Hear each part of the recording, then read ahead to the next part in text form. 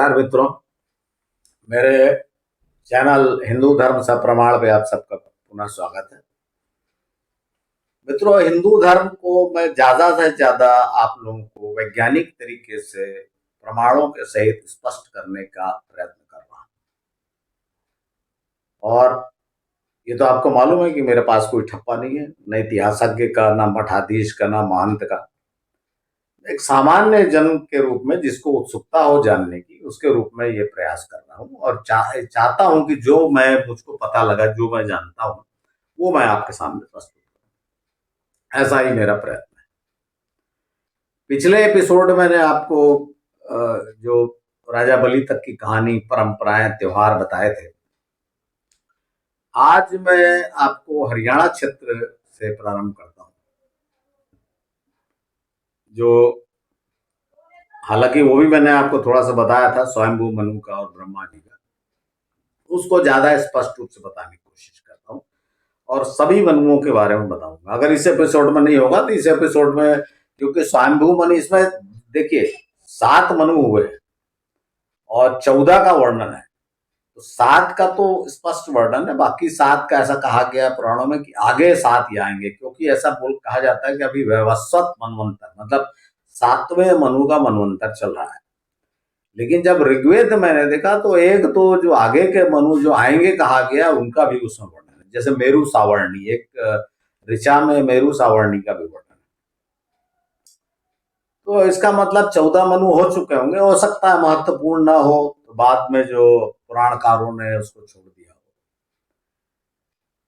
लेकिन स्वयंभू मनु जो पहले मनु है, वे तो बहुत ही महत्वपूर्ण है और हिंदू धर्म का, भारतीय संस्कृति का वो बहुत ही महत्वपूर्ण अंग है। और उनके नाम पर बहुत विवाद भी है। अभी आपको मनुस्मृति के बारे में पता है, हालांकि वो नहीं है, मैं आपको स्पष्ट करूंगा बात क्या है। जो भी है बहुत महत्वपूर्ण तो है ही, क्योंकि भारत में आज जो सबसे बड़ी समस्या है वो जातिवाद की है और जातिवाद का कारण माना जाता है मनुस्मृति को। वो आपको मैं बताऊंगा कि क्या हुआ। तो चलिए पहले हम जो ब्रह्मा, हो सकता है जो अंतिम ब्रह्मा से शुरू करते हैं। आप देखिए कि जो ब्रह्मा की पूजा, आप विष्णु की पूजा करते हैं, शिव की पूजा करते हैं और बहुत से देवी देवता ब्रह्मा की नहीं करते। क्यों नहीं करते? इसमें बहुत सारा कहा गया कि ब्रह्मा को ये श्राप मिला, वो श्राप मिला, पर उसका कारण मैं ये समझता हूँ कि ब्रह्मा सिर्फ ये जो आर्य आए, उनके कबीले के गुरु थे। और ब्रह्मा का महत्व तब बढ़ा जब उनका पुत्र जो मनु राजा बना और उसने जो व्यवस्थाएं बनाई, उनके कारण ब्रह्मा का महत्व बढ़ा।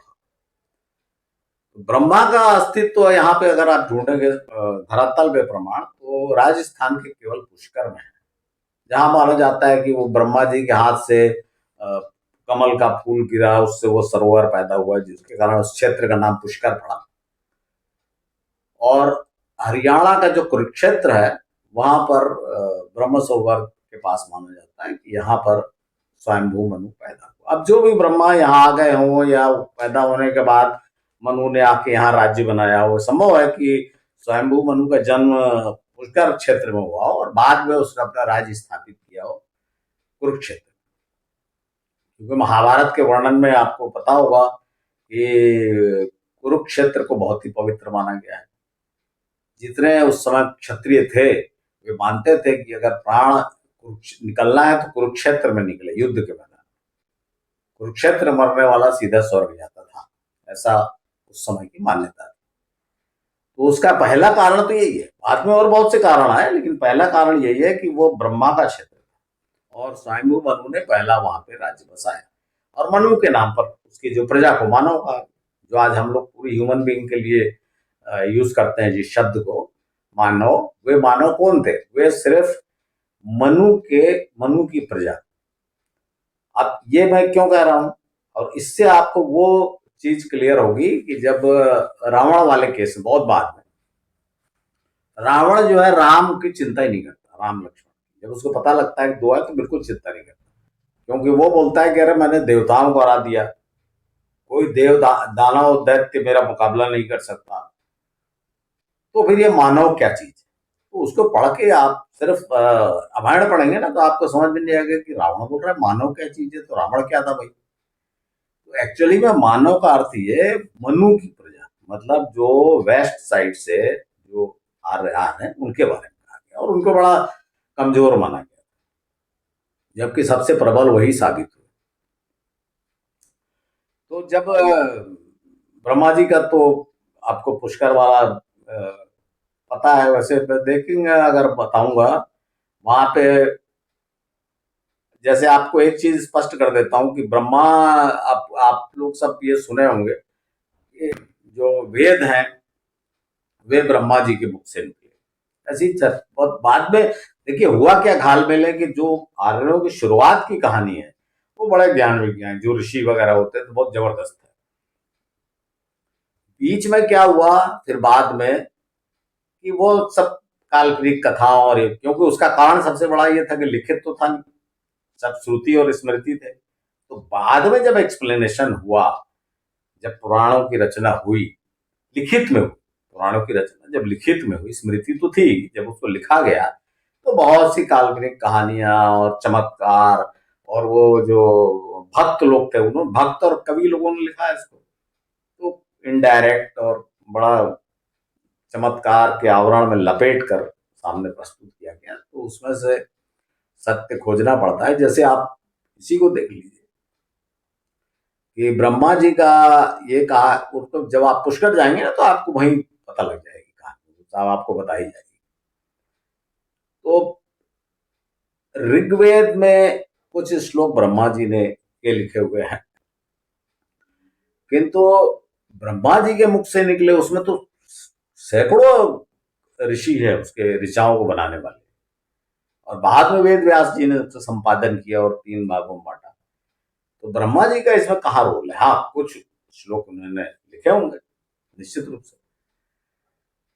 तो क्यों कहा गया ऐसा कि ब्रह्मा जी के मुख से? इसीलिए कि जो लिखा गया, जितना ऋचाएं हैं जो बनाई गई वो सब के सब ब्राह्मणों के द्वारा, ऋषियों के द्वारा। तो इसलिए माना गया कि ब्रह्मा के पुत्रों ने ये सब किया। तो सब मानता है ना कि भाई जब जितने ब्राह्मण हुए ब्रह्मा जी के पुत्र हो, ब्रह्मा के अंश हो गए, तो ऐसा माना गया कि ब्रह्मा रहते हैं, जबकि ऐसा कुछ नहीं।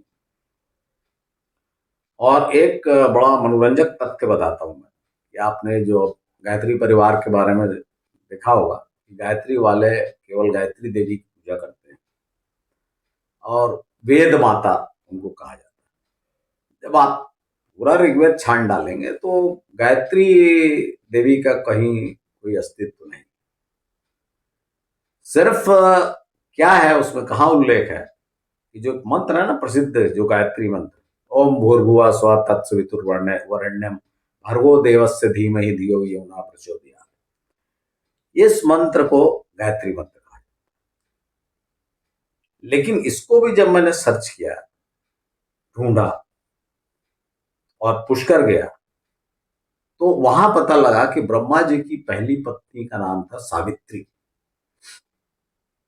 और ये श्लोक जो रचा गया वो हो सकता है ये श्लोक ब्रह्मा, क्योंकि ये एक्चुअली सूर्य की स्तुति है।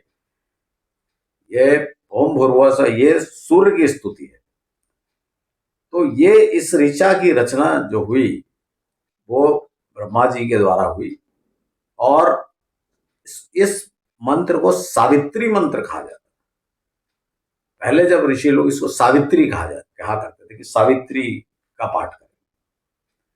लेकिन वहां कुछ ऐसी घटना, में उसका ज्यादा वर्णन नहीं करूंगा क्योंकि कोई कंफर्म है नहीं क्या हुआ क्या नहीं हुआ। पर जो भी है, ब्रह्मा जी ने एक दूसरी युवती से विवाह कर लिया और उसका नाम था गायत्री। तो बाद में इस श्लोक को, इस मंत्र को गायत्री मंत्र कहा जाता है। अब इसमें गायत्री वेद माता वाली तो कोई बात है नहीं।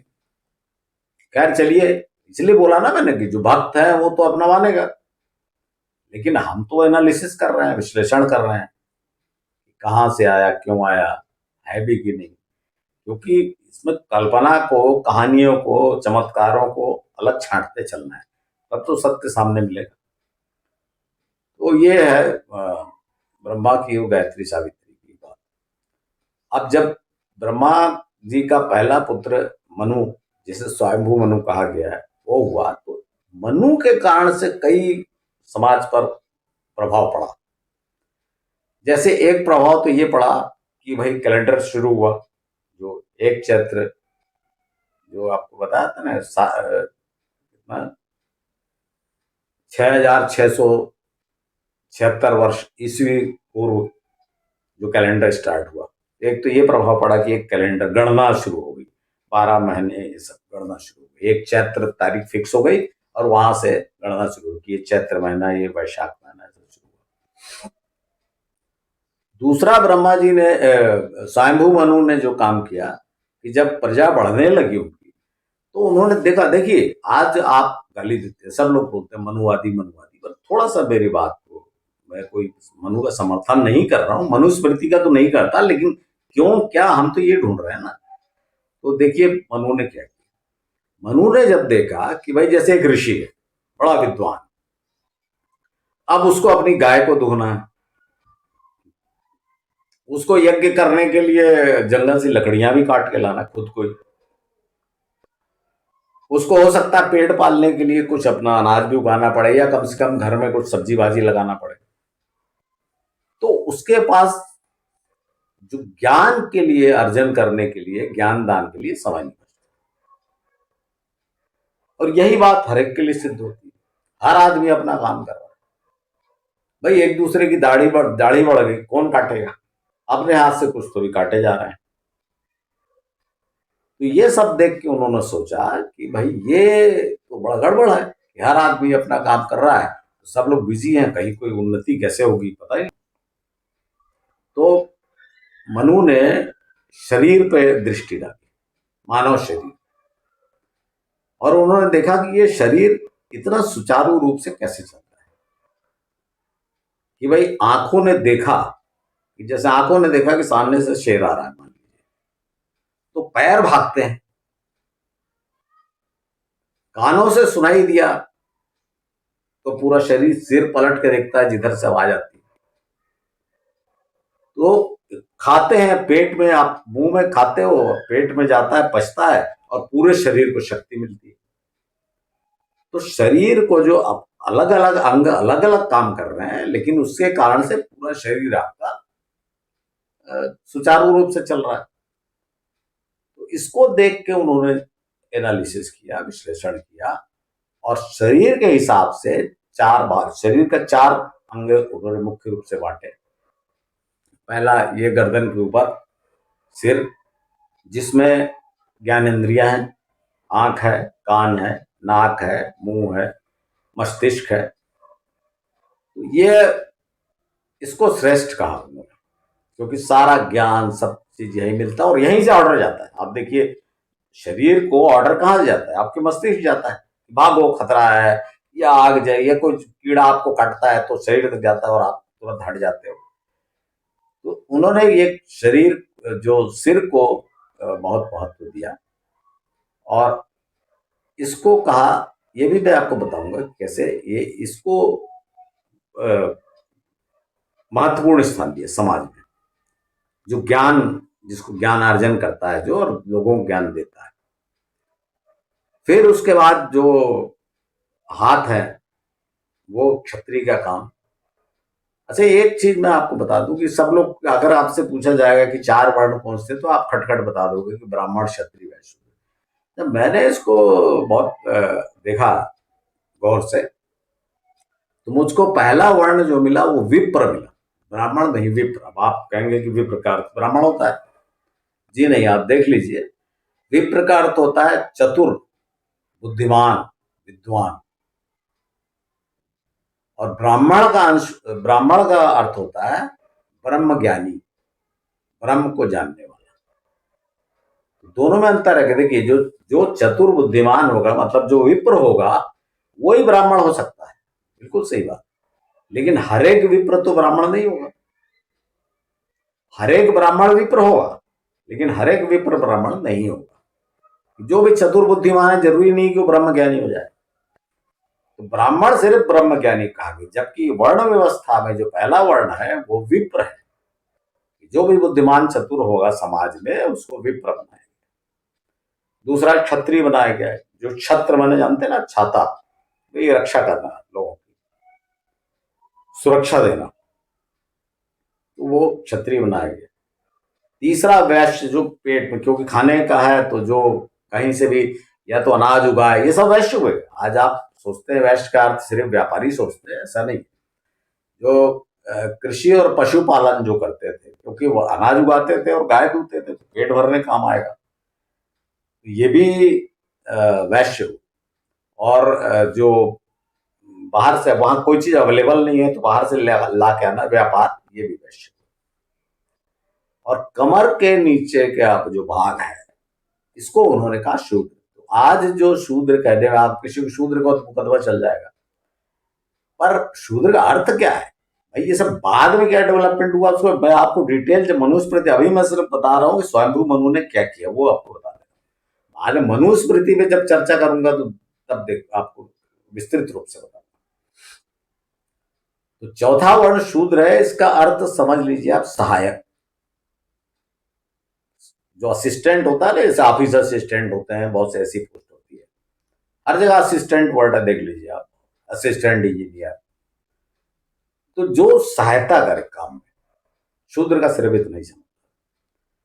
अर्थात ब्राह्मण को वो लकड़ी काट के ला के देगा, जिससे ब्राह्मण को जंगल ना जाना पड़े, वो बाकी तैयारी करे। ब्राह्मण को यज्ञ के लिए वेदी बना के देगा, इस तरह जो उसकी हेल्प करेगा। तो ये शूद्र जो आज हम समझते हो कहाँ हुआ, वो तो ब्राह्मण के घर के अंदर घुसा रहता था, उसकी वेदी बनाता था, साथ भी यज्ञ में बैठता था, सहायक हुआ है। तो जो हम गलत, इसलिए मैं आपको बोला ना, डिटेल मनुस्मृति में बताऊंगा मैं आपको। तो आप इसका ये, इसी तरह से जो आज जो पिछड़ा वर्ग है, आप देखिए जो कृषि करने वाले किसान हैं और यादव जो पिछड़ा वर्ग बोलते हैं, एक्चुअली में वैश्य है, मनु के हिसाब से। लेकिन क्या घालमेल हो गया, क्या हो गया, और आज जो भी अन्याय किसी के साथ हो रहा है तो आप गाली किसको दे रहे हो, मनु को। मनु ने तो 4 वर्ण बनाए थे ना, सोच के बनाए थे। ये जो ज्ञानी है वो ज्ञान देंगे, ज्ञानार्जन करेंगे, गाइड करेंगे समाज को क्या करना है क्या नहीं। जो पहलवान है अच्छे, जिनकी भुजाओं में बल है, वो रक्षा करेंगे, सैनिक का काम करेंगे। और जो किसान जो अनाज उपजाएंगे, गाय पालेंगे, ये सब करेंगे, ये वैश्य है। और जो कुछ नहीं कर सकते ये तीनों में से, वो इन तीनों की सहायता करेंगे। बस इतनी सी बात थी इसमें।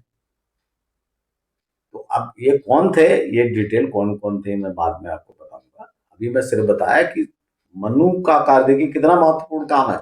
और आज पूरे भारत में इतना हंगाम मचा हुआ, जिसको किसी को पता नहीं, किसी ने मनुस्मृति की जो पुस्तक का चेहरा नहीं देखा होगा, लेकिन वो मनु को गाली, मनुवादी, मनु, अरे क्या मनुवादी, पता ही नहीं तुमको मनु ने क्या किया।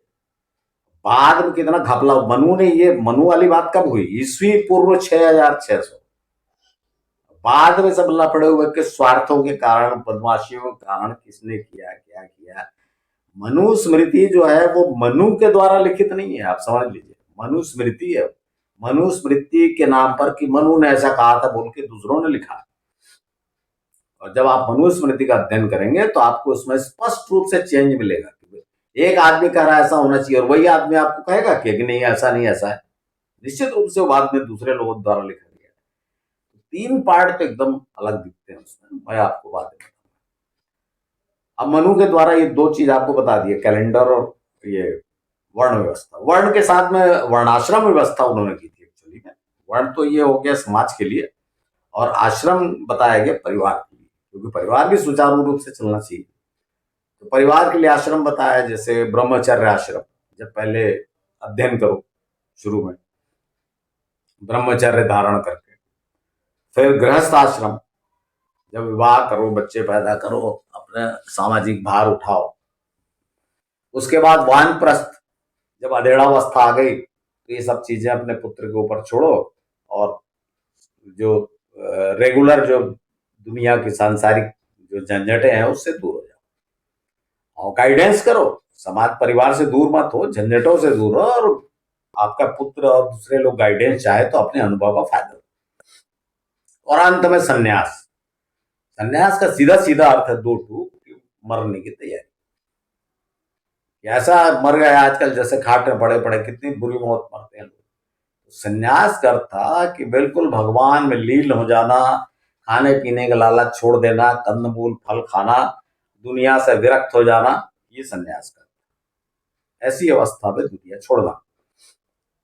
ये मनु की व्यवस्था है, ये वर्णाश्रम व्यवस्था इसको कहा गया। समाज के लिए वर्ण व्यवस्था और परिवार के लिए आश्रम व्यवस्था। अब इसके बाद मनु का तीसरा जो महत्वपूर्ण काम आता है, देखिए जो स्वयंभू मनु थे, उनका एक पुत्र, और भी वैसे 10 पुत्रों का वर्णन है पर नाम एक का ही ज्यादा है, तानपात। और 3 पुत्रियां उनकी हुई, देवहूति, आकुति और प्रसूति। प्रसूति को कहीं कहीं संकृति या ऐसा भी कुछ लिखा हुआ है, पर प्रसूति ज्यादा प्रसिद्ध है। तो ये जो अब ये वाला भाग के थोड़ा ज्यादा विस्तृत मैं आपको बताऊंगा, इसलिए कि भाई हिंदू धर्म के बारे में बता रहे हैं और भारतीय संस्कृति के बारे में बता रहे हैं। तो ये जो पुत्र और पुत्रियों से मनु के भारत की बहुत सी व्यवस्था चली, बहुत से परिवार चले, बहुत से राजवंश चले। कैसे, मैं आपको बताता हूँ। तानपात की 2 रानियां थी, वो आपने कहानी सुनी होगी, सुनीति और सुरुचि। सुनीति का पुत्र ध्रुव था और सुरुचि का पुत्र उत्तम था। तो सुरुचि ज्यादा प्रिय थी और हर जगह यही, आप जब देखेंगे कहानियां ना, तो धर्म की भी ये सब जो कहानियां देखेंगे तो इसमें वही जर जोरू जमीन वाली बात होती है, सत्ता की लड़ाई। तो सुनीति अपने पुत्र, नेचुरली ध्रुव बड़ा था, लेकिन सुरुचि के कारण से वो ज्यादा राजा का प्रिय नहीं हो सका। तो वो कहानियां पता है कि ध्रुव निकल गया और ये हुआ तपस्या की और ध्रुव तारा जो है बन गया। वो छोड़िए कहानी को, मुख्य बात यह है कि तानपात के बाद जो उत्तम जो है उसका पुत्र छोटा वाला, वो राजा बना। और सेकंड मनु इसको कहा गया, उत्तम मनु। पहला मनु तो मनु हो गया, जो स्वयंभू कहा गया, अपने आप मनु, एक्चुअली उसका नाम था मनु, तो जब राजा बन गया तो मनु ही नाम रहा, तो बाद में राजाओं का नाम मनु करने लगे। तो सेकंड जो बना उत्तम मनु उसको कहा गया। उसके बाद जो उसकी फिर ध्रुव बाद में राजा बना, उत्तम के बाद ध्रुव भी राजा बना। वो कहानी में छोड़ता हूँ उसको, आपको मैं सिर्फ इसलिए बता दिया, आपको ध्रुव का स्थान कितना महत्वपूर्ण है आपको तो पता ही है। और जो 3 स्वयंभू मनु की पुत्रियां थी, देवहूति, देवहूति का विवाह हुआ था कर्दम ऋषि से, कर्दम प्रजापति, जो ऊपर से आए थे और ऋषि लोग थे ना, जो राज बना लेते थे उनको प्रजापति कहा गया। तो जैसे मनु को भी मनु प्रजापति कहा गया शुरू में। कर्दम ऋषि और से विवाह हुआ देवहूति का, और इनका एक पुत्र पैदा हुआ जो भारतीय धर्म में, हिंदू धर्म में, भारतीय इतिहास में बड़ा प्रसिद्ध है, और उस पुत्र का नाम है कपिल, महर्षि कपिल, आपने सुना होगा। इन्होंने सांख्यवाद पे अपने भी बहुत गजब के विचार हैं, अब ज्यादा तो मुझे समझ में नहीं आया। सांख्यवाद में उन्होंने ये बताया है शुरू से कि ज्यादा ये पूजा पाठ और ये सब मत करो, कर्म करो और ईश्वर को समर्पित करके कर्म करो, मतलब पवित्र कर, पवित्रता से रहो, अच्छा काम करो तो आपको दुख नहीं होगा, और पूजा पाठ से कुछ नहीं होगा। अगर आप गलत काम कर रहे हो और पूजा पाठ कर रहे हो तो कुछ आपको दंड तो मिलेगा। वो आपको मैं गीता के भाव, एक उन्होंने किताब भी लिखी उसका, और एक तो सांख्य योग हो गया, दूसरा उनकी पुस्तक है कपिल गीता। अब इसमें गीता क्या संबंध है, ये जब मैं श्री कृष्ण की चर्चा करूंगा तो बताऊंगा। आप सांख्यवाद बस याद रखिए कि कपिल मुनि ने बताया था सांख्यवाद। अब जो एक पुत्री और थी आकुति, आकुति का विवाह हुआ रुचि प्रजापति से, और रुचि प्रजापति का एक पुत्र हुआ यज्ञ, और इसको भी विष्णु का अवतार माना गया यज्ञ को। फिर तीसरी जो पुत्री थी प्रसूति, उसका विवाह होगा दक्ष प्रजापति से, और दक्ष प्रजापति तो आपको पता है, दक्ष के साथ तो इतना कितना जबरदस्त तो प्रभाव है, भारतीय संस्कृति का एक बहुत ही महत्वपूर्ण हिस्सा है। इसके अलावा दक्ष फिर से वो जगह है, मतलब वो व्यक्ति है जहां पर नागों का और आर्यों का फिर वो मिलन स्थल, जैसे मैंने आपको पहले बताया था कि वो वामन की पत्नी ने बलि को राजा माना, तो वो एक मुलाकात हो गई, संधि हो गई। और एक ये दक्ष का, और दक्ष की अनेक पुत्रियां हुई, तो उसका बहुत ज्यादा वर्णन है, लंबा चौड़ा। आपको मैं मेरे ख्याल से काफी समय हो गया है, तो ये इसका क्योंकि इतना लंबा है ये दक्ष वाला, और ये बताना जरूरी है। इसलिए जरूरी है कि ये यहीं तो देवी देवता आना सब शुरू होगा। कैसे क्या होगा, देवता देवता आए कहाँ से, देवता शुरू में नहीं आए। तो ये जो मैंने आपको बताया स्वयंभू मनु का थोड़ा सा, इसके बाद ये बीच के 4-5 मनु हुए, फिर अंतिम मनु जो हुआ उसके बारे में बताऊंगा। तो अगले एपिसोड में आपको मनु वाला और ये जो दक्ष वाला, मतलब स्वयंभू मनु की पुत्रियों का ये जो हुआ, ये बहुत ही महत्वपूर्ण है, इसको जानना जरूरी है, तो इनको बताऊंगा। तो ये जब इसको बताने के बाद फिर ऊपर मतलब बद्रीनाथ से, हिमालय तरफ से जो लोग हैं उनको बताऊंगा, क्योंकि इनको मिला के ही वो सब बनेगा। आशा है मित्रों कुछ आपको ये एपिसोड पसंद आया होगा, क्योंकि कुछ बातें मैंने स्पष्ट करने की कोशिश की है। बार बार मैं आपसे कहता हूँ कि ये इतना अस्पष्ट है और इतना मिला जुला है, और इसके अलावा अलग अलग पुराणों में अलग अलग टाइप का वर्णन है, तो सब जगह से खोज के लाने में कुछ गलतियां भी हो सकती हैं। जितना मुझसे हो सकता है मैं अपनी सामर्थ्य के अनुसार आपके सामने प्रस्तुत करता हूँ। आशा आपको पसंद आया होगा। अब आपको अच्छा लगे तो लाइक करिए और अपने परिचितों में शेयर करिए। धन्यवाद।